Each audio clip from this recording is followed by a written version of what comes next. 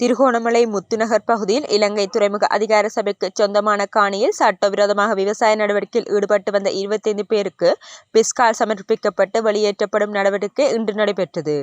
திருகோணமலை உப்புவழி கமநல சேவை நிலையத்துக்கு உட்பட்ட முத்துநகர் கிராம சேவகர் பிரிவில் உள்ள தகரவெட்டுவான் விவசாய சம்மேளனத்தின் கீழ் விவசாய நடவடிக்கைகளில் ஈடுபட்டு வந்த விவசாயிகள் 25 பேரை வெளியேற்றுவதற்கான நடவடிக்கை திருகோணமலை நீதிவான் நீதிமன்ற கட்டளைக்கமைய நீதிமன்ற பதிவாளரினால் முன்னெடுக்கப்பட்டது.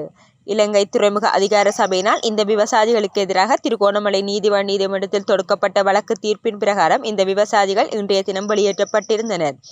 இந்த நிலையில் குறித்த இடத்துக்கு துறைமுக அதிகார சபை உத்தியோகத்தர்களுடன் அப்பகுதியில் சோலார் திட்டத்தை மேற்கொள்ள உள்ள நிறுவனத்தின் பிரதிநிதிகளும் பிரசன்னமாயிருந்தனர்.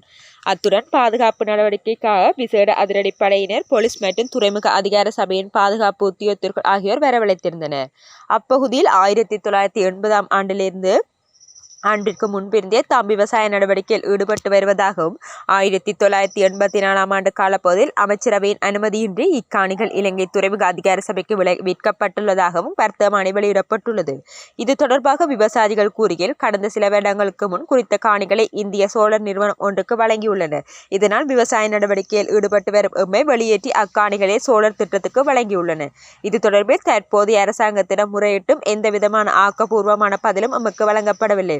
அத்துடன் இன்றைய தினம் இடம்பெற்ற நீதிமன்ற நடவடிக்கைகளுக்கு இடையூறு விளைவிக்க வேண்டாம் எனவும் இலங்கை துறைமுக அதிகார சபைக்கு உத்தியோகபூர்வமான முறையில் குறித்த காணிகள் கையளிக்கப்பட்ட பின்னர் அவற்றை மக்களுக்கு பெற்றுத்தர நடவடிக்கை எடுப்பதாகவும் இன்றைய தினம் எம்முடன் தேசிய மக்கள் சக்தியின் பிரதிநிதி ஒருவர் கலந்துரையாடியிருந்தார்.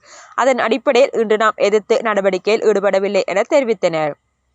இது தொடர்பாக பிரதி அமைச்சர் அருண் கேமச்சந்திரா கூறுகையில், நீதிமன்ற நடவடிக்கைக்கு தாம் எவ்வித பாதிப்பையும் ஏற்படுத்தக்கூடாது. இன்றைய தினம் குறித்த காணிகள் அளக்கப்பட்ட இலங்கை துறைமுக அதிகாரி சபையிடம் கையளிக்கப்படுமேயின்றி இன்று சோழர் நிறுவனத்துக்கு கையளிக்கப்பட மாட்டாது. அவர்கள் அப்போதைக்கு செல்ல மாட்டார்கள். அத்துடன் அவர்களுக்கு அந்த காணிகளை வழங்குவதாவோ அல்லது எதற்கு பதிலாக வேறு காணிகளை வழங்குவதோ என்பது தொடர்பில் பின்னர் முடிவு எடுக்கப்படும் என தெரிவித்துள்ளார்.